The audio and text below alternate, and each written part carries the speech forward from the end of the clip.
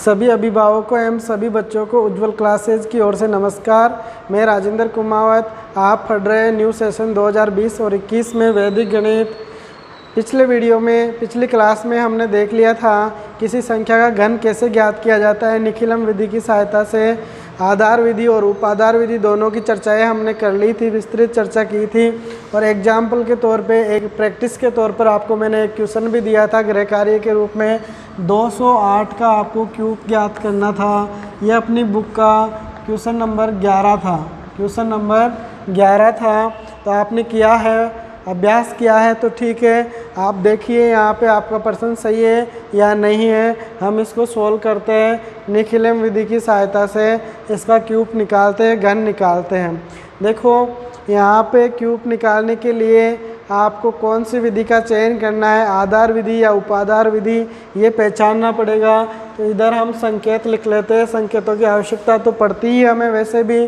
तो संकेत यहाँ पे पहले ही मैं लिख लेता हूँ। क्या इसका विचलन आधार से ज़्यादा आता है तो उपाधार विधि काम में आने वाली है ना।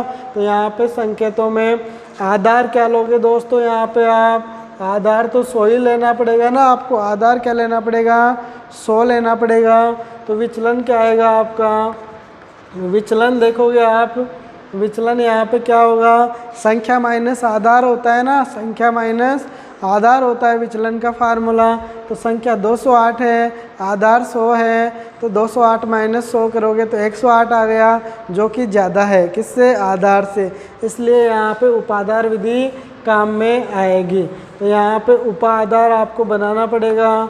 उपाधार के लिए आपको क्या करना पड़ता है, आधार को एक पूर्ण संख्या से गुणा करना पड़ता है। तो आप 208 के नज़दीक पूछना चाहते हो तो बताओ किससे गुणा करोगे, 2 से गुणा करोगे। तो ये 100 × 2 बराबर क्या बन जाएगा भाई, 200 बन जाएगा। 100 गुणा में 2 डालोगे तो क्या बनेगा, 200 बनेगा। ये जो 2 है वो आपका क्या है, उपाधार का अंक है। उपाधार अंक क्या हो गया यहाँ पे बच्चों, 2। उपाधार का अंक क्या हो गया, 2। अब विचलन अब निकलेगा इसका। तो विचलन क्या आएगा यहाँ पे, विचलन बराबर क्या होता है, जब उपाधार काम में आता है ना तो संख्या माइनस उपाधार होता है। विचलन का फार्मूला क्या होता है, संख्या माइनस उपाधार। यदि आप उपाधार काम में ले रहे हो तो यहाँ पे क्या आएगा, उपाधार। और यदि आप केवल आधार ही काम में ले रहे हो तो यहाँ पे क्या आने वाला है, आधार काम में आने वाला है।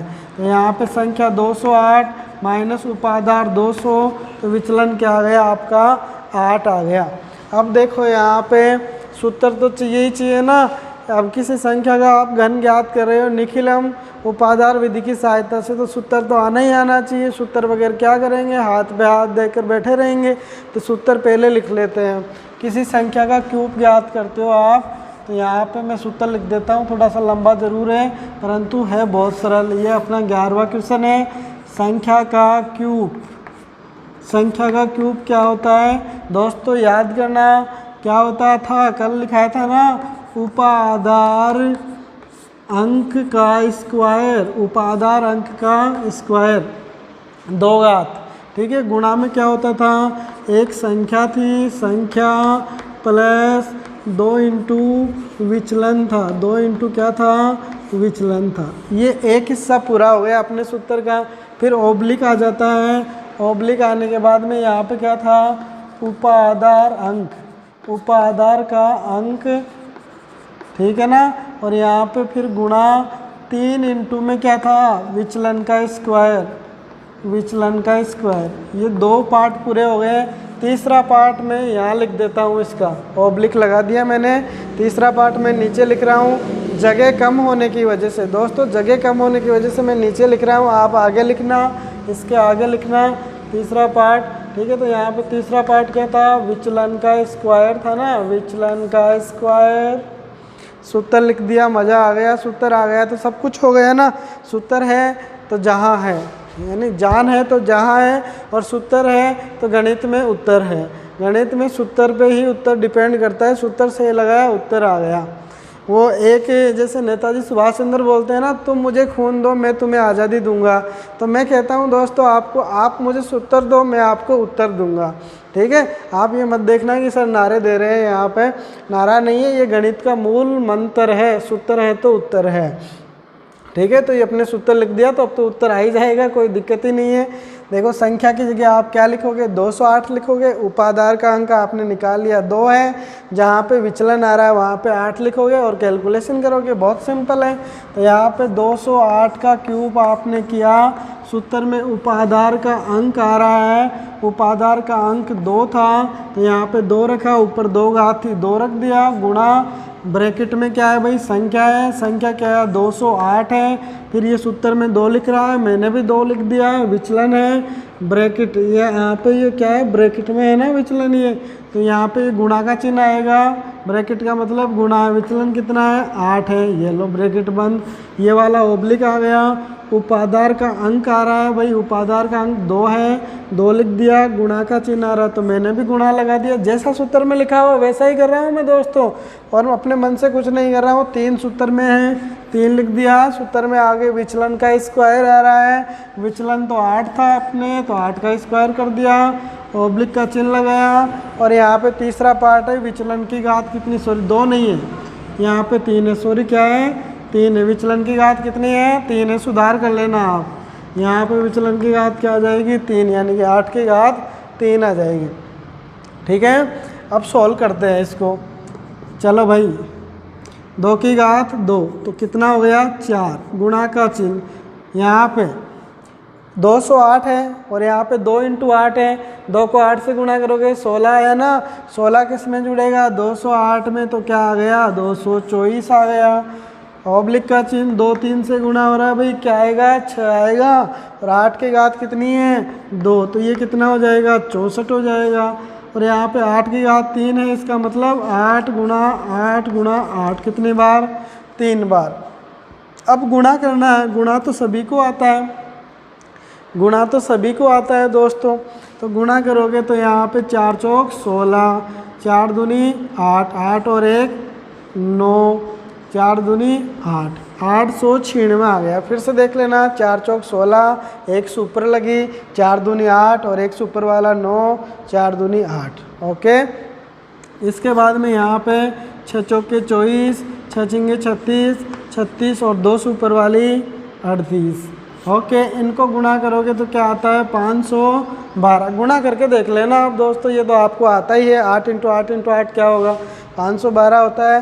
ठीक है, इतना आ गया, इतना आने के बाद में तो आनंद ही आनंद है, अब तो वही मेथड है, आधार में कितने जीरो हैं 2 जीरो हैं, तो इसके भी 2 अंक, इसके भी 2 अंक, इसके भी 2 अंक, पहली पंक्ति में ये करेंगे, फिर दूसरी पंक्ति में इसमें जो सैकड़ा का अंक है अगले पैर के नीचे रखेंगे। देखो कैसे करते थे, याद दिला देता हूँ मैं फिर से एक बार, 208 का क्यूब चल रहा है भाई, इधर 208 का क्यूब चल रहा है भाई, यहाँ पे भी 208 का क्यूब आएगा भाई।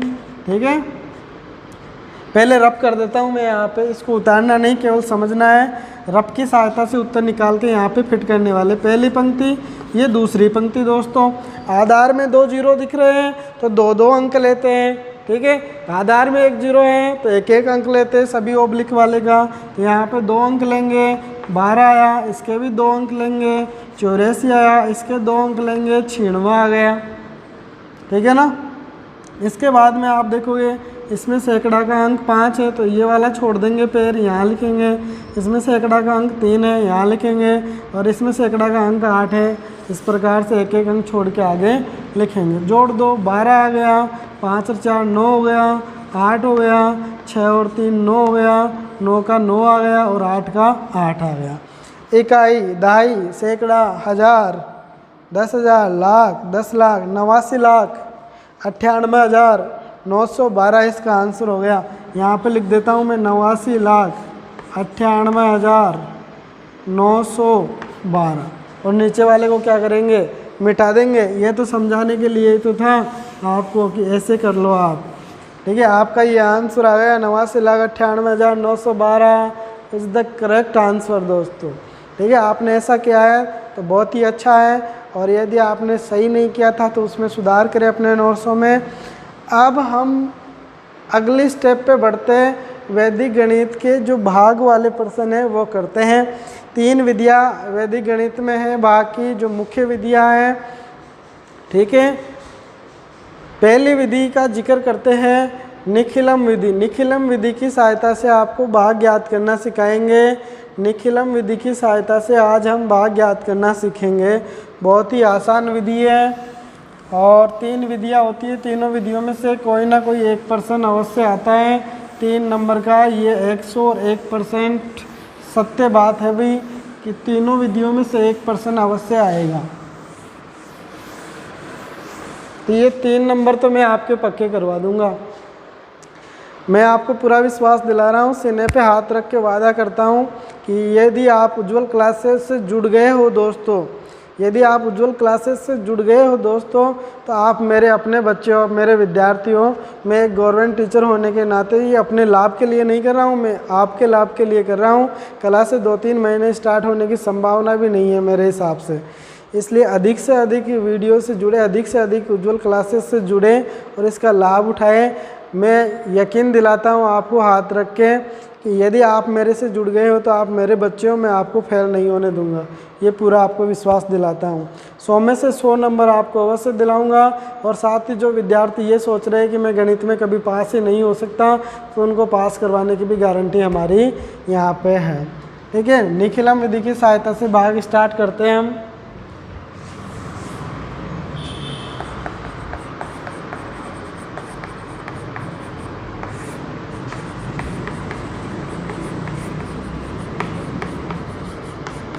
बहुत ही अच्छी विधि है, बहुत ही सरल है।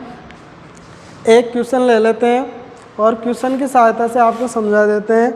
पहला क्वेश्चन है, अपनी बुक का पहला क्वेश्चन है, 1245 में 97 का भाग देना है। 1245 में 97 का भाग देना है। 1245 भाग 97। देखो, जब भी कोई विधि स्टार्ट करते हैं, ये विधि कब उपयोगी होती है, कब अनुपयोगी होती है, कब इसमें रिजल्ट सबसे अच्छे आते हैं, ये सब चीज़ें डिपेंड करती हैं। तो पहले हमें ये जानना ज़रूरी होगा कि जो निखिलम विधि होती है, इस विधि की सहायता से हम किस टाइप के प्रश्न करें तो अच्छा रहेगा, यानी कि बेटर रिजल्ट मिलेगा। तो सबसे पहले मैं आपको समझा देना चाहता हूँ कि भाज्य क्या है और भाजक क्या है। जिसमें आप भाग दे रहे हो वो आपका भाज्य है, और जिसका भाग दे रहे हो आप वो भाजक है। क्या है? भाजक है। तो 1245 में आप भाग दे रहे थे तो ये भाज्य बन गया। किसका भाग दे रहे थे? 97 का भाग दे रहे थे तो ये क्या बन गया? भाजक बन गया।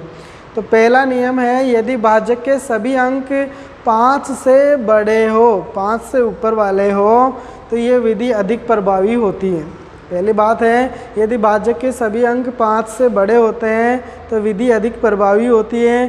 साथ ही जो भाजक है उसका आधार 10 या 10 की घात के रूप में हो और उसके पूरक अंक भी विद्यमान हो, यानी कि उसके सापेक्ष पूरक अंक भी विद्यमान हो। ठीक है, ये विधि पूरक अंक पर ही निर्भर करती है। जो भाजक का जो पूरक अंक आएगा उसी पे डिपेंड करती है। तो मैं यहाँ पे लिख सकता हूँ, यह विधि तब अधिक प्रभावी होती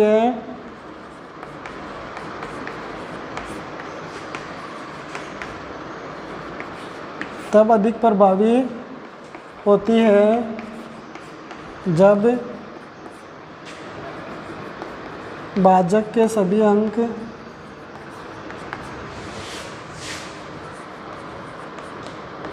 5 से बड़े हो एवं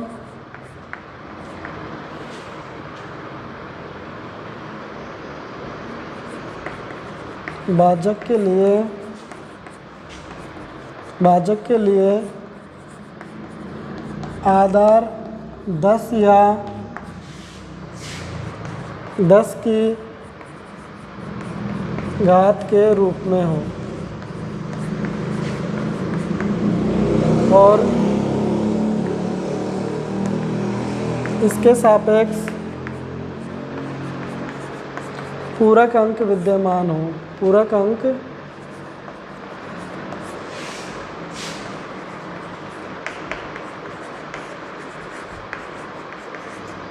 विद्यमान हो। ये विधि पूरक अंक पर निर्भर करती है।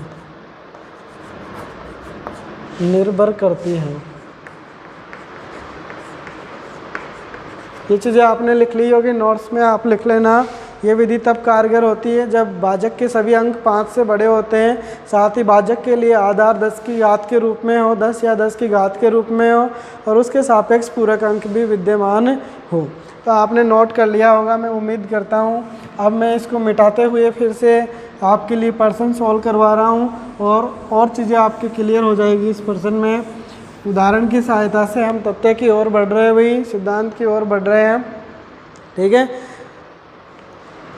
ये विधि मैं ऐसे समझा दूंगा दोस्तों आपको कि एक बार आपके पास दूध पीता हुआ बच्चा भी बैठ गया और देखने लग गया तो मैं यकीन दिलाता हूँ उसको भी ये विधि याद हो जाएगी आज। ठीक है, ठीक है, मैं कोई पैथोलॉजी नहीं कर रहा हूँ, मैं सच बता रहा हूँ। बहुत सिंपल विधि है। आप पूरे उम्मीद और जोश के साथ वीडियो पर बने रहिए, आपको ये विधि समझ में आएगी। ठीक है, तो देखो सबसे पहले हम क्या करते हैं, जो अपना पेपर है, जो आपकी नोटबुक है, उसके एक साइड में 3 स्तंभ बना लेते हैं। ऐसे 1, 2 और ये वाला 3। 3 कैसे बन गए? लाइनें तो 2 ही दिख रही है, स्तंभ 3 कैसे हुए? ये वाला मैं 1 मान रहा हूँ, ये दूसरा और ये तीसरा मान रहा हूँ। 3 खंड मैंने बना लिए। यहाँ पे आप नाम लिख देना, प्रथम खंड, द्वितीय खंड और ये तृतीय खंड। ठीक है, 3 खंड आपने बना लिए हैं दोस्तों। इतना कर लिया। इसके बाद में इस तरफ क्या चलते हैं वैदिक गणित में? संकेत। क्या चलते हैं? संकेत। ओके, संकेतों में क्या लिखना है भाई? भाज्य क्या है? लिख दो देख के। भाज्य क्या है? 1245। भाजक क्या है? भाजक क्या है? 97। इतना आपने कर लिया। इसके बाद में आगे बढ़ते हैं। ध्यान से समझना, ध्यान से सुनना। ये विधि पूरक अंक पर आधारित होती है और पूरक अंक किसके सापेक्ष लिया जाता है? भाजक के सापेक्ष। और आधार से लिया जाता है 2 अंकों का योग। पूरक अंक होता क्या है मैं समझा दूँ आपको। आपने परिभाषा पढ़ी होगी परम मित्र अंक की। परम मित्र अंक और पूरक अंक एक ही चीज़ है। उसको परम मित्र अंक भी बोल सकते हो और पूरक अंक भी बोल सकते हो। यदि 2 अंकों का योग आधार के बराबर होता है तो वो अंक एक दूसरे के पूरक अंक कहलाते हैं। तो 97 के लिए आधार क्या लोगे आप? संकेत में आधार तो रख दो भाई। आधार क्या लोगे आप? 100 लोगे। और पूरक अंक क्या आएगा? पूरक अंक आएगा आपका, क्या आएगा बताओ? 97 है। 97 में क्या जोड़े कि आधार के बराबर आ जाए? 3। ठीक है, 3 लिख दिया मैंने। ध्यान देने की बात यहाँ पे मैं आपको बता रहा हूँ, इम्पोर्टेंट बात है, अच्छी तरीके से दिमाग में बैठा नहीं है आपको। यदि आधार में 2 जीरो है, यदि आधार में 2 जीरो है दोस्तों, तो पूरक अंक में भी 2 अंक होने चाहिए। पूरक अंक में भी 2 अंक होने चाहिए। अब यहाँ पे पूरक अंक में तो एक ही अंक आया 97 में 3 जोड़ते हैं तो 100 आ जाता है। पूरक अंक तो 3 ही बना। और मैं बता रहा हूँ कि आधार में 2 जीरो है तो पूरक अंक 2 चाहिए। तो 2 अंक बनाने के लिए लेफ्ट साइड में हम जीरो तो लगा सकते हैं ना, इसमें कोई क्या है, इसमें कोई दिक्कत नहीं है, अभी भी 3 ही है। तो जब आधार में 2 जीरो है तो पूरक अंक 2 होने चाहिए। आधार में 1 जीरो है तो पूरक अंक 1 होना चाहिए। ये बात कंप्लीट है दोस्तों, समझ में आ रहा है आपको? बच्चों समझ में आ रहा होगा आपको। पूरक अंक हमारा क्या हो गया? 0,3 हो गया। अब इधर आते हैं, प्रथम खंड में क्या रखें, कौन कौन सी संख्या रखें? प्रथम खंड में सदैव भाजक आता है ऊपर। यहाँ पे भाजक आएगा, क्या आएगा? भाजक। क्या है भाजक? 97 में यहाँ पे लिख रहा हूँ भाजक आएगा। क्या आएगा? भाजक। भाजक के जस्ट नीचे इसका पूरक अंक आएगा जो क्या है अपने 0,3 है। 3 नहीं 0,3 है, ध्यान रखना 0,3 है। ठीक है, 0,3 लिख दिया। अब उसके बाद में प्रथम खंड का काम तो पूरा हो चुका है और उसके उपरांत तृतीय खंड की एंट्री करते हैं। तृतीय खंड की एंट्री कैसे करोगे? आधार में 2 जीरो है, आधार में 2 जीरो है, तो भाज्य के 2 अंक इकाई की ओर से तृतीय खंड में रखो, तो क्या आएगा 45 आएगा। यदि आधार में 2 जीरो है तो भाज्य के इकाई की ओर से 2 अंक आपको तृतीय खंड में रखने हैं। यदि आधार में 1 जीरो है, आधार में 1 जीरो है तो भाज्य का 1 अंक इकाई की ओर से तृतीय खंड में आपको रखना है। ठीक है ना, समझ में आ रहा है? ओके भाई, आगे बढ़ते हैं। अब जो शेष अंक बच गए भाई, तो उनको द्वितीय खंड में रख दो। 12 ही बच रहा है, 45 तो यहाँ आ गया तो 12 बच गया। इतना हो गया दोस्तों, बहुत अच्छा है ये इतना काम। अब आगे बढ़ते हैं हम। आगे देखो कैसे करोगे। इसके बाद में आपको द्वितीय खंड में जो पहला अंक आपको दिख रहा है 1, उसको ऐसे कि ऐसे नीचे उतारना है। ये तीर मैंने लगा दिया है, द्वितीय खंड में यहाँ पे नीचे लिख देना है। ये द्वितीय खंड है वो भागफल को व्यक्त करता है और ये तृतीय खंड शेषफल को व्यक्त करता है। ध्यान रखने की बात है, द्वितीय खंड भागफल को व्यक्त करेगा, तृतीय खंड शेषफल वाले कॉलम को व्यक्त कर रहा है। पहला अंक यहाँ पे 1 उतारेंगे ऐसे कि ऐसे ही। अब जो ये 1 आ रहा है भागफल में, जो ये 1 आया है इसको पूरक अंक से गुणा करेंगे। पूरक अंक से इस साइड से गुणा करेंगे दोस्तों, जीरो की साइड से। पहले ये 1 जीरो से गुणा होगा, क्या आएगा 0, तो अगले अंक के नीचे आपको लिख देना है यहाँ पे। फिर ये 1 3 से गुणा होगा, क्या आएगा 3 आएगा, तो यहाँ पे आपको 3 लिख देना है आगे वाले अंक के नीचे। ये दोनों से गुणा हो गया। अब आपको सांस लेने की ज़रूरत है। सांस लेके आप क्या करोगे, एक कॉलम को फिर से जोड़ दोगे। ये एरो लगा के मैं समझा रहा हूँ, तो 0 और 2 क्या होगा भाई 2 होगा, 2 जुड़ गया। अब फिर से आपको ये भागफल का जो अंक मिला है 2, इस 2 को आप इस पूरक अंक से गुणा करके आगे लिख दो। तो यहाँ तक तो कंप्लीट हो गया। आगे इधर लिखना है अपने को। 2 किससे गुणा होगा, 0 से। इधर से गुणा होगा, 0 से गुणा होगा तो क्या आएगा 0 आएगा, यहाँ लिखना है, ठीक है ना। फिर 2 3 से गुणा होगा, क्या आएगा 6। अब आगे वाले अंक के नीचे लिखना है, इतना आ गया 6। जब हम लास्ट वाले अंक के नीचे कोई संख्या लिख देते हैं, लास्ट वाला अंक 5 था इधर तृतीय खंड में, इसके नीचे हमने 6 लिख दिया, लास्ट अंक आ गया अपना। इस अंक के नीचे संख्या आते ही प्रोसेस अपनी पूरी हो चुकी है। ये मान लो कि जो बारात स्टार्ट होती है ना, वो दुल्हन के घर पहुंच चुकी है। अब तो जीमने का काम स्टार्ट होने वाला है यहाँ पे। अब देखो आपको क्या क्या जीमना पड़ेगा, यहाँ पे क्या मिलता है वो जोड़ के देख लेते हैं दोस्तों। एक बार मैं फिर से बता रहा हूँ आपको कि पहला अंक कैसे कैसे उतारा है। फिर ये जो अंक आया है उसको पूरक संख्या से गुणा करके आपने लिख दिया है यहाँ पे, ठीक है। फिर गुणा करते ही आपको फिर से जोड़ना है। फिर आया है उसको पूरक संख्या से गुणा करके आप अगले अंकों के नीचे लिख दोगे। और जब तक करना है जब तक हम लास्ट अंक के नीचे नहीं चले जाते हैं। तो 5 के नीचे आ चुके हैं, कंप्लीट हो गया। इनको जोड़ दो, 5 और 6 11 होता है, 1 लिखा, 1 सुपर लगी, 4 और 3 7 और 1 8, इतना हो गया। यहाँ वाला जो कॉलम है वो भागफल को व्यक्त करता है, भागफल, और यहाँ वाला कॉलम होता है वो शेषफल को व्यक्त करता है, ठीक है।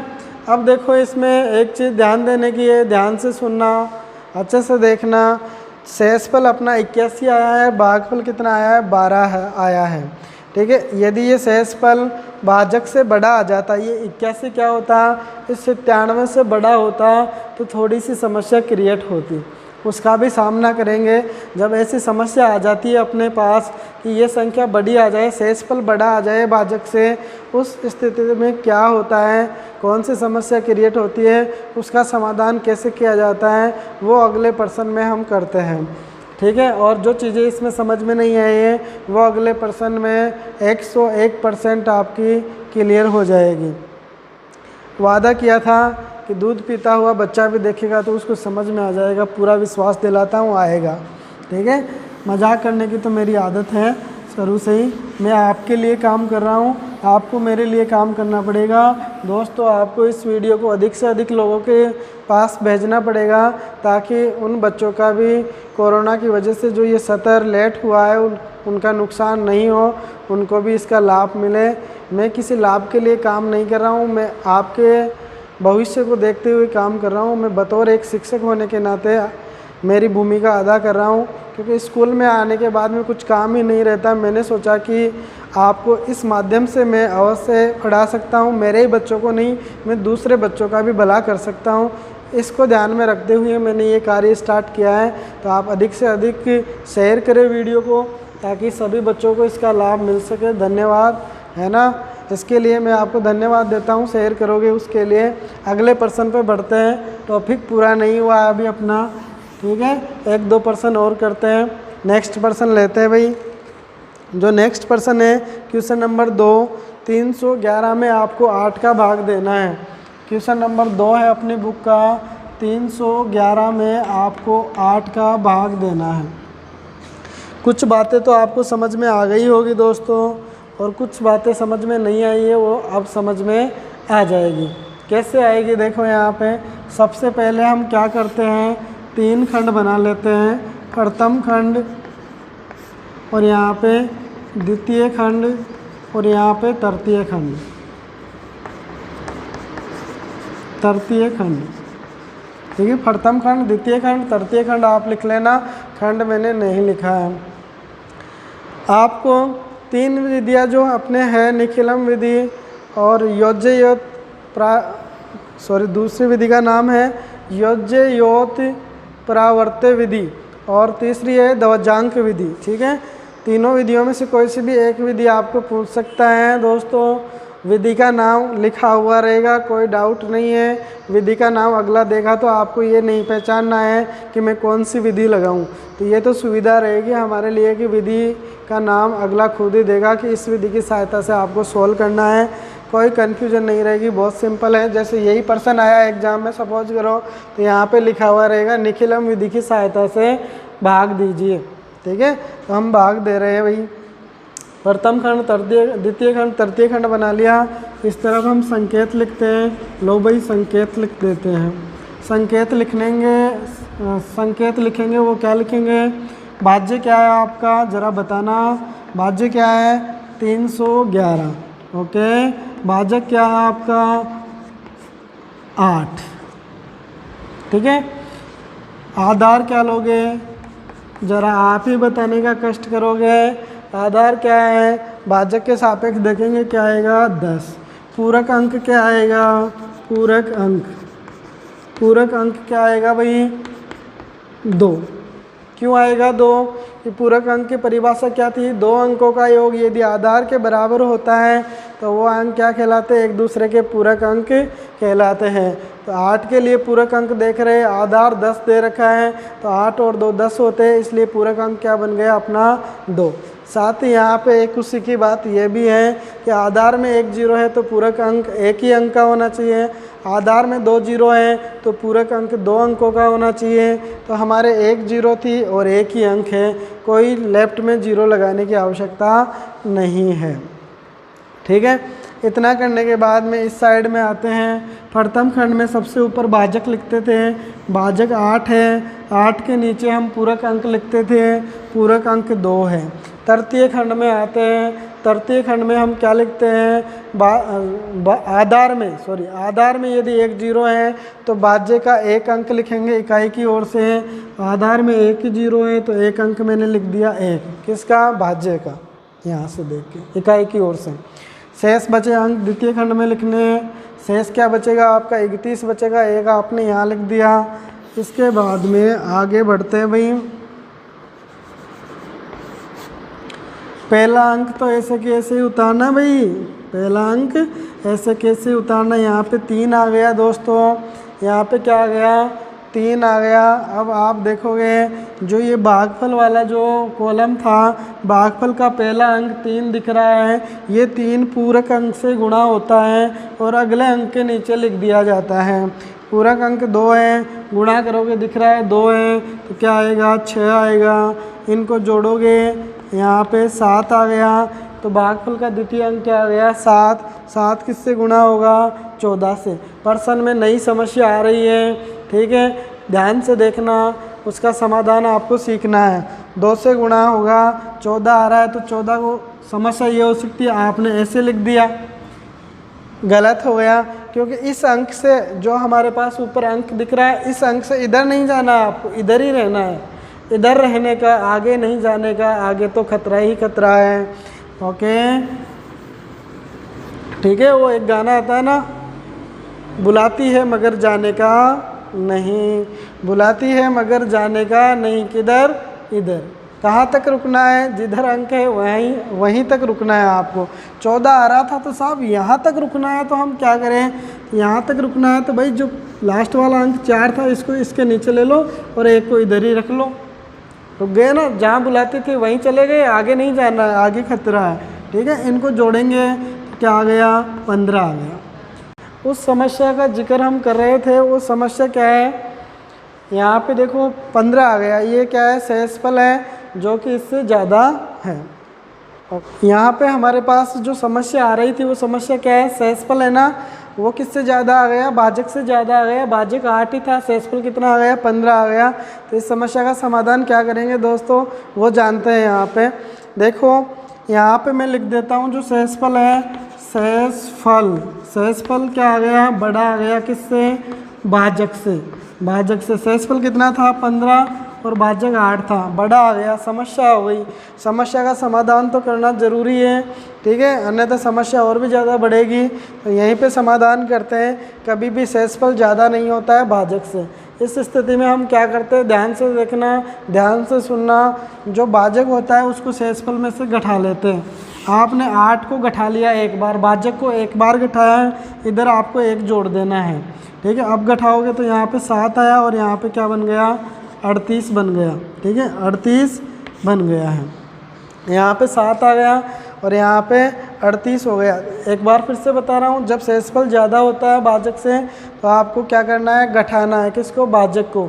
एक बार घटाते ही इधर 1 जोड़ देना है, तो 38 बन जाएगा और इधर क्या आ जाएगा, आपके पास 7 आ जाएगा। अब ये 7 छोटा बन गया है, इससे 7 छोटा बन गया ना 8 से, तो अब समस्या का समाधान हो गया। ये वाला आपका क्या बन गया, सहजफल। ठीक है, और ये क्या हो गया आपका, भागफल। ऐसा तभी करना है तब सहजफल ज़्यादा है भाजक से। ठीक है, तो यहाँ पे संशोधन करने के बाद में क्या आया, संशोधित करने पर भागफल क्या आ रहा है, भागफल 38 और सहजफल 7।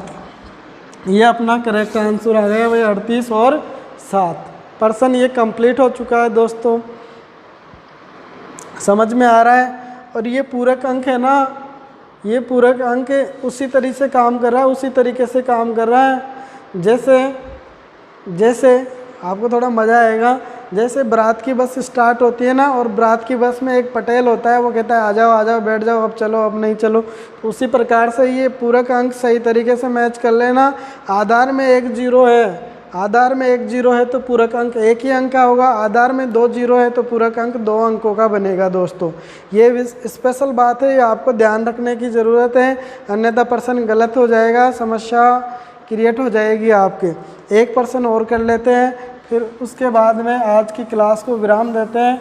अगले वीडियो में आपके साथ फिर से मिलते हैं। ठीक है, अगला क्वेश्चन नंबर 3 करते हैं। बहुत अच्छा क्वेश्चन है। क्वेश्चन नंबर 3 देखते हैं क्या है। 1013 में 88 का भाग देना है। 1013 में आपको 88 का भाग देना है। कुछ बातें तो आपको याद हो गई होगी, क्या क्या करना है। निखिलम विधि की सहायता से 1013 में 88 का भाग देना है। 3 खंड बना लेंगे। मैं थोड़ी सी गाड़ी की स्पीड बढ़ाता हूँ ताकि हम जल्दी से समय पर पहुँच सके, वीडियो काफ़ी लंबा हो जाएगा। ठीक है, तो प्रथम खंड यहाँ पे क्या लिखोगे, प्रथम खंड, यहाँ पे द्वितीय खंड और यहाँ पे तृतीय खंड। यहाँ पे संकेतों में दोस्तों आप क्या लिखोगे भाई, 88 आपका क्या है, भाजक है, और भाज्य क्या है 1013, भाजक क्या है 88, भाजक क्या है 88। ठीक है, आधार क्या लोगे आप, आधार 88 के लिए देखोगे तो 100 आया, और पूरक अंक क्या आएगा, पूरक अंक 88 के लिए पूरक अंक क्या बनेगा 12। क्यों बनेगा कि 12 और 88 कितने होते हैं 100 होते हैं, इसलिए पूरक अंक क्या आ गया 12 आ गया। ओके, इतना कर लेते हैं। उसके बाद में इधर आते हैं, प्रथम खंड में सबसे ऊपर भाजक लिखा जाता है, उसके नीचे क्या आता है पूरक अंक आता है।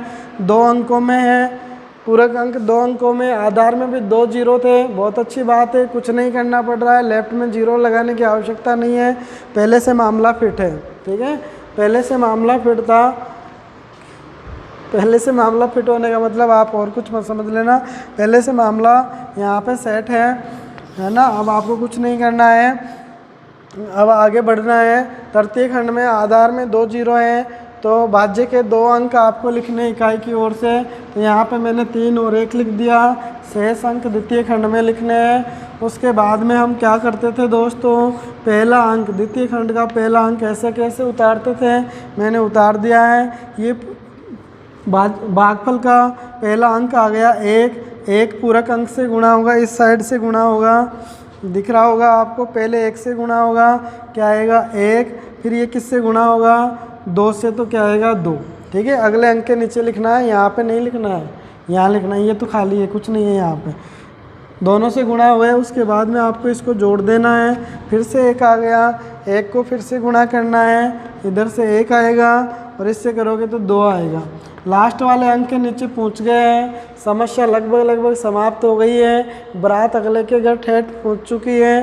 ठीक है, अब तो आपको क्या करना है, जिमने का काम स्टार्ट करना है, अगला अपना काम करेगा भाई। देखो अब आपको जोड़ना है, कुल मिला के 5 है, यहाँ पे 1 और 2 3 और 1 4 45 है। ये तो आपका जो है द्वितीय खंड वो किसको व्यक्त करता है, भागफल को व्यक्त करता है, और ये तृतीय खंड जो होता है वो शेषफल को व्यक्त करता है। किसको व्यक्त करता है, शेषफल को व्यक्त करता है। समझ में आ रहा है, मज़ा आ रहा होगा आपको दोस्तों, आनंद आ रहा है, अच्छी बात है। देखो भागफल आपका क्या आ गया भाई, यहाँ पे आप लिखोगे भागफल, भागफल क्या आया 11, और शेषफल क्या आया, शेषफल क्या आया आपका 45। मैंने 45 बड़े आनंद के साथ लिख दिया। क्यों लिख दिया, क्योंकि ये 88 से छोटा ही है। यदि ये 45 बड़ा होता, यहाँ पे 45 की जगह और कोई संख्या आती जो 88 से बड़ी होती, तो उस स्थिति में हम क्या करते, 88 को एक बार इधर से घटा देते और इधर 1 जोड़ देते। फिर भी यदि बड़ी आती फिर 88 को घटा देते, फिर इधर 1 जोड़ देते। ऐसा तब तक करते जब तक शेषफल भाजक से छोटा नहीं आ जाता, समस्या का समाधान नहीं हो जाता, तब तक करते रहते। दोस्तों आज की क्लास में आपको मज़ा आया होगा, मैं उम्मीद करता हूँ आपको निखिलम विधि की सहायता से भाग समझ में आया होगा। बहुत ही अच्छे तरीके से समझाने का प्रयास किया है। फिर भी यदि आपको समझ में नहीं आए तो कमेंट करके ज़रूर बताइए, मैं आपको यकीन दिलाता हूँ, हाथ रख के, सीने पे हाथ रख के यकीन दिलाता हूँ, यदि आप उज्ज्वल क्लासेस से जुड़े हुए हो तो आपको पास करवाने का, अच्छे नंबर दिलाने का दायित्व मेरा है। ठीक है, एक बतौर शिक्षक होने के नाते मैं आपसे वादा करता हूं आपको 1% भी न्यू सेशन 2020-21 में नुकसान नहीं होने वाला है। धन्यवाद दोस्तों, अगली क्लास में फिर से मिलते हैं।